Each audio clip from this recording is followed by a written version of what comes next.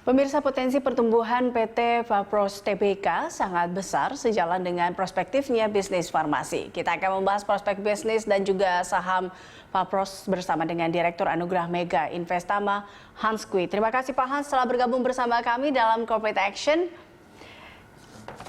Ya, selamat pagi Bu. Ya, ini kalau kita lihat terkait dengan Fapros yang membuka pasar ke dua negara, diantaranya adalah Afghanistan dan Myanmar. Anda melihat langkah strategis yang dilakukan ini apakah merupakan pilihan yang tepat atau pilihan yang strategis?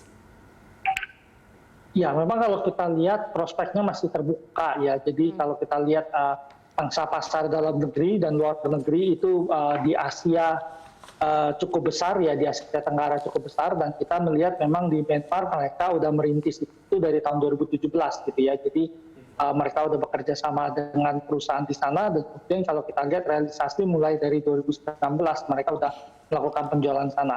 Kita pikir langkah ini sangat bagus ya, artinya di tengah pandemik ini memang isu kesehatan jadi sangat penting sekali gitu ya. Karena kalau sebenarnya banyak perusahaan menghadapi tekanan yang cukup berat gitu ya, karena negara-negara itu membatasi ekspor bahan baku gitu karena pandemik, jadi mereka lebih baik menahan di dalam negeri gitu. Nah, kalau kita lihat pas ini masih punya kemampuan untuk memproduksi dengan bagus, kemudian mereka menjual ke luar negeri itu. Jadi menurut kita langkah ini sangat bagus bagi korporasi.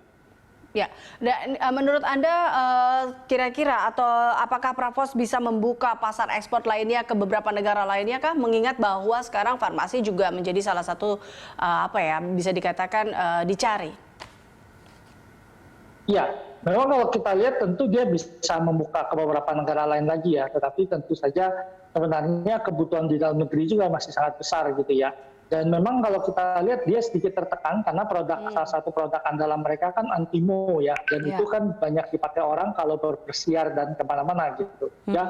Itu menyebabkan mereka menghadapi sedikit tekanan gitu. Nah, tetapi mereka juga membentuk produk-produk yang terkait dengan vitamin gitu ya. Nah, produk-produk ini kan sangat diminati orang terutama karena pandemi COVID-19 gitu. Nah, pasti demand-nya akan besar ya. Jadi kalau dia mau ekspor ke berbagai negara, kita pikir masih sangat terbuka sekali gitu bagi korporasi. Oke, baik. Tapi secara fundamental sendiri Anda melihat Fapros seperti apa, Pak Hans?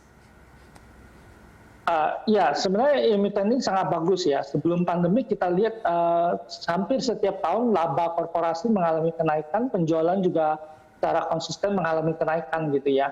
Baru di tahun 2020 ini agak sedikit mengalami tekanan, gitu ya. Nah, kalau kita lihat dari segmen produk mereka kan dia punya obat bebas ya. Kemudian kalau kita lihat obat bebas itu berkontribusi tahun 2019 itu 19%-an gitu. Kemudian obat generik 52%-an gitu ya, kontribusi ke penjualan mereka sales gitu. Kemudian ada obat resep dokter itu 26% gitu. Jadi ini adalah 3 hal yang utama dari mereka gitu. Nah, kalau kita lihat saat ini memang obat bebas terutama vitamin itu cukup bagus ya pergerakan naiknya gitu. Nah, sedangkan kontribusi margin kalau kita lihat ke laba gitu ya, sebenarnya mereka paling untung itu di obat resep dokter gitu ya. Nah, kalau kita lihat saat ini memang orang karena pandemi COVID ke dokternya agak terbatas gitu ya, kecuali orang sakit terkait dengan COVID yang lain-lain agak terbatas. Sehingga kalau kita lihat resep dokter kemungkinan agak tertekan turun ke bawah gitu. Sehingga kalau kita lihat korporasi tetap masih mengandalkan ekspor keluar gitu. Myanmar itu kan daerah yang agak kecil kena dampak COVID-nya gitu ya. Jadi di demand di sana masih cukup bagus bagi mereka gitu. Jadi menurut kita langkah ini sangat bagus dilakukan oleh korporasi. Oke, baik. Pak Hans, ini kalau Anda melihat dukungan dari induk usahanya sendiri atau PT Kimia Farma terhadap Fapros ini seperti apa? Ya, memang kalau kita lihat dia kan menjual produk-produk salah satunya dari induknya juga gitu ya. Jadi dia menjual produk karena selain ada produksinya juga gitu. Ya tentu ini kolaborasi yang bagus bagi korporasi gitu ya. Dan kalau kita lihat segmen obat-obatan ini pasti masih sangat dibutuhkan gitu ya. Apalagi isu kesehatan akan meningkat ya setelah pandemi COVID gitu. Jadi tentu ini bagus bagi korporasi sendiri. Oke, baik. Nah, tadi terkait dengan pandemi ini, di saat pandemi ini Anda melihat secara keseluruhan terkait dengan industri farmasi, seperti apa sih Pak Hans? Ya, industri farmasi sebenarnya banyak orang berpikir akan tetap bagus ya di tengah pandemi ini. Tetapi memang ada dua isu sentral yang sangat dihadapi industri farmasi sendiri. Yang pertama adalah ketersediaan bahan baku ya gitu. Jadi kalau kita lihat saat ini bahan baku itu banyak negara menahan untuk mengeluarkan bahan baku, lebih baik dipakai di dalam negeri gitu. Nah, karena isu inilah yang kita lihat yang menyebabkan perusahaan-perusahaan farmasi itu menghadapi sedikit gangguan pada produksi mereka gitu. Yang isu kedua yang cukup sentral yang dihadapi saat ini, resep dokter itu turun ya. Kalau kita cek di apotek, distributor farmasi segala macam, resep dokter itu turun karena orang kalau ke rumah sakit itu sekarang agak khawatir ya karena takut terkena COVID gitu. Sehingga resep dokter agak mengalami tekanan turun. Nah, secara umum industri farmasi biarpun dapat sentimen positif, tetapi mereka menghadapi tekanan di sektor tersebut gitu. Nah, jadi kalau kita lihat mereka tentu akan mengandalkan obat OTC ya atau obat yang dijual bebas itu. Nah, obat dijual bebasnya akan meningkat bergerak naik ke atas gitu. Nah, untuk pas PH ini sendiri kalau kita lihat ya, kalau lihat dari kontribusinya, memang obat bebas itu punya kontribusi sales 19,23% dari tahun lalu gitu. Jadi ini tentu masih bagus bagi korporasi sendiri gitu. Tapi industri farmasi tetap akan menarik gitu, apalagi isu kesehatan akan terus meningkat naik after pandemic gitu ya. Memang di tengah pandemic ini memang sedikit menghadapi tekanan gitu.